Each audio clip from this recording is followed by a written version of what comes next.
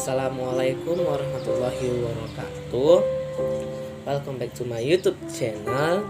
Oke, di video kali ini saya ingin berbagi ilmu sedikit tentang penjadwalan proses, kriteria proses, salah satu contoh algoritma penjadwalan proses round robin beserta contohnya. Oke, sebelum itu di subscribe dan ditekan tombol notification supaya kalian bisa melihat video-video saya selanjutnya. Before I want to introduce myself, nama saya Rafli, saya kelahiran tahun 2017 Desember. Sekarang saya menjalani pendidikan sekolah tinggi manajemen informatika dan komputer di Budi Dharma Medan. Oke ya, kita masuk ke pembahasan materinya. Penjadwalan proses merupakan kumpulan kebijaksanaan dan mekanisme di sistem operasi yang berkaitan dengan urutan kerja yang dilakukan sistem komputer. Adapun kriteria penjadwalan proses. Dalam melakukan penjadwalan proses, sistem operasi mempertimbangkan faktor antara lain. Yang pertama itu ada keadilan. Proses-proses harus diperlakukan sama. Kenapa? Karena mendapatkan jatah waktu proses secara adil. Namun tidak selalu berarti bahwa jatah waktu yang sama. Selain itu, dipastikan tidak terjadi starvation. Apa itu starvation? Starvation itu proses yang tidak terlayani dalam jangka waktu yang sama. Oke. Yang kedua ada efisiensi. Penjadwalan menjaga agar proses terpakai secara terus-menerus selama masih ada proses yang aktif di antrian ready. Umumnya, proses-proses yang sedang menunggu inputan ataupun operasi input-output akan diblok dan berstatus blok, sehingga tidak ikut dalam penjadwalan proses dan tidak memboroskan siklus hidup prosesor. Yang ketiga ada waktu tanggap atau response time. Waktu tanggap diusahakan seminimal dan sependek mungkin. Kenapa?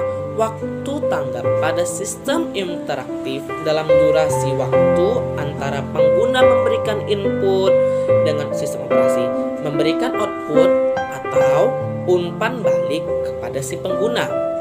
Faktor ini juga disebut dengan terminal response time. Pada sistem real time, response time merupakan durasi antara terjadinya suatu kejadian atau event, baik eksternal maupun internal, dengan saat sistem memberikan tanggapan, sehingga sering juga disebut event response time. Selanjutnya itu ada waiting time. Pada lingkungan sistem komputer, konkuren berprosesor tunggal.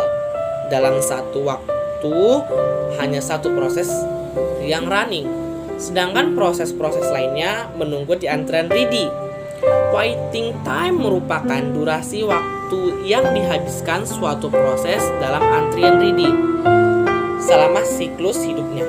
Secara umum, algoritma penjadwalan yang baik menghasilkan rata-rata waiting time yang kecil untuk seluruh proses. Yang kelima ada turnaround time.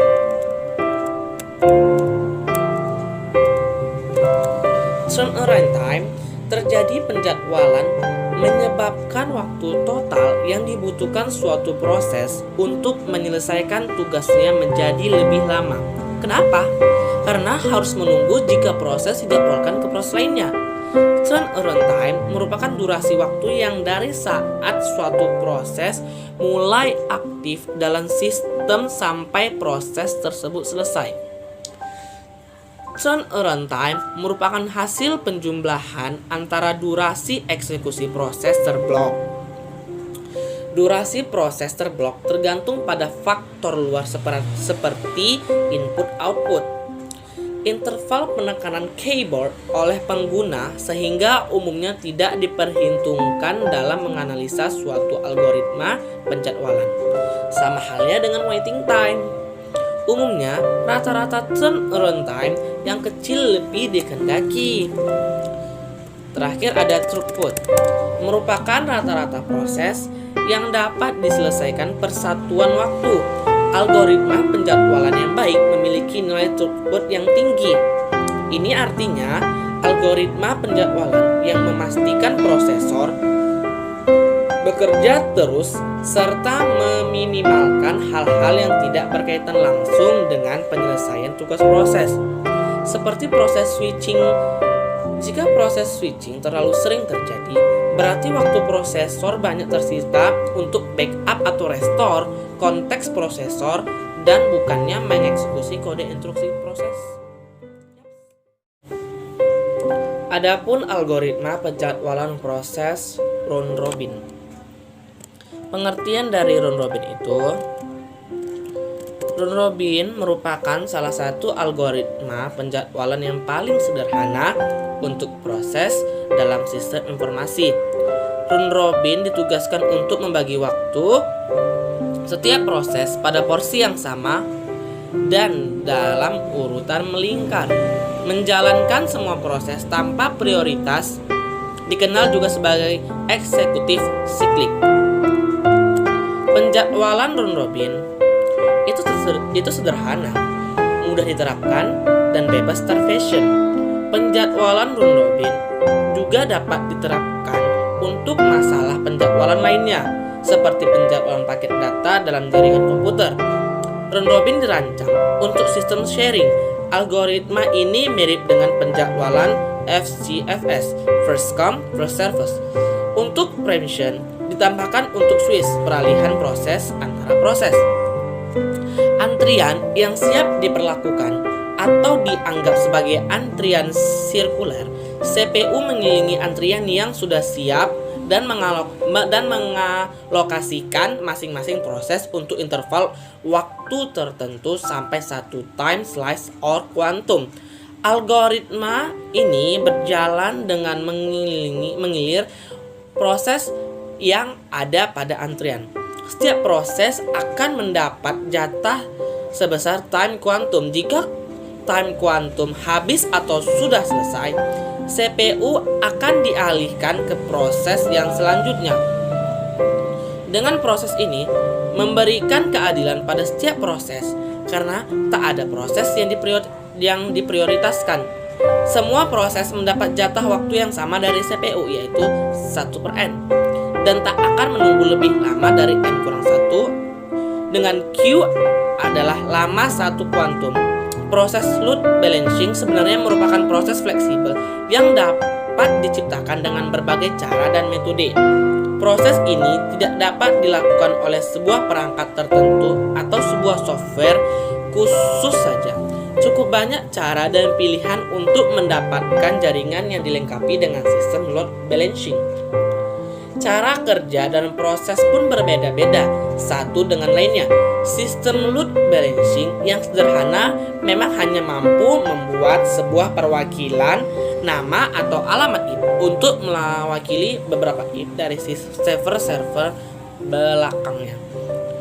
Adapun keuntungan algoritma round robin. Yang pertama itu, jika kuantum dan proses belum selesai, maka proses menjadi runnable dan pemproses dialihkan ke proses lain.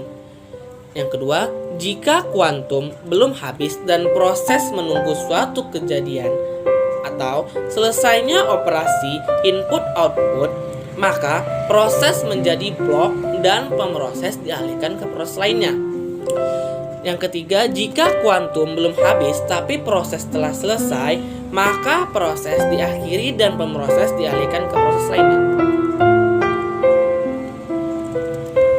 Terus, memiliki overhead yang kecil jika ukuran proses yang rata-rata lebih kecil dibanding slot waktunya.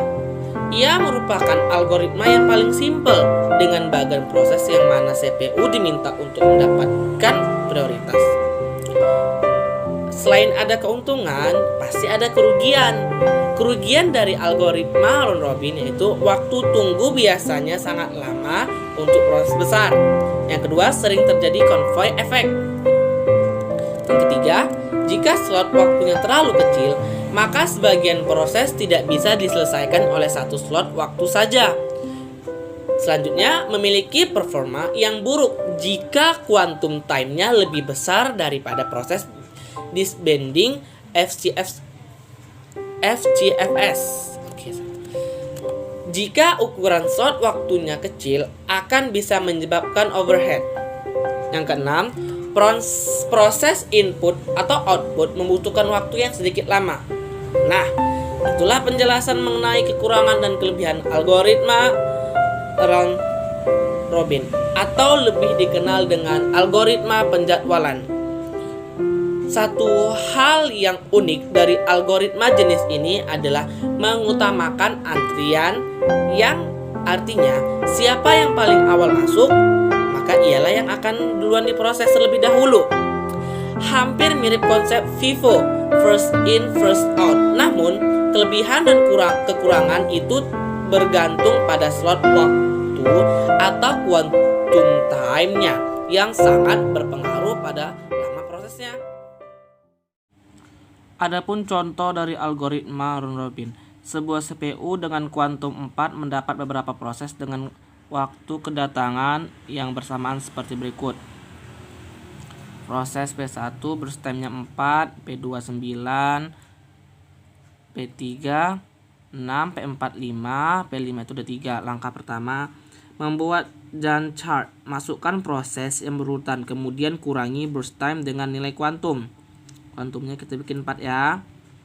P1 burst time kan tadi rumusnya kan burst time dikurang kuantum.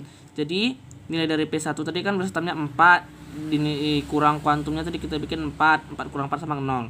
Begitu juga dengan seterusnya sampai P2, P3, P4, dan P5. Udah. Proses yang memiliki sisa kemudian dimasukkan kembali ke dalam antrian sesuai dengan urutan proses. P2 sisa burst time dikurang kuantum. Oke, ini dia rumusnya. Sisa burst time ya dikurang kuantum, sisanya tadi ya. Oke. Setelah selesai menentukan waktu antrian, kemudian buat tabel seperti di bawah ini. Ini tabelnya, bisa kalian lihat.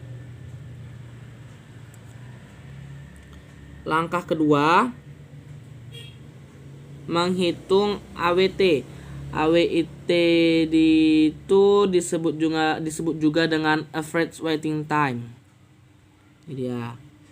Tadi kan udah kita hitung berapa waiting time dari P1, P2, P3, P4, P5. Waiting terjadi tadi kan P1-nya waiting time-nya 0, P2 18, P3 19, P4-nya itu ada 21 dan P5-nya itu ada 16. Dan dibagi banyaknya proses, dibagi per 5, jadi 74 per 5 sama 14,8. Terima kasih, inilah salah satu contoh algoritma round robin.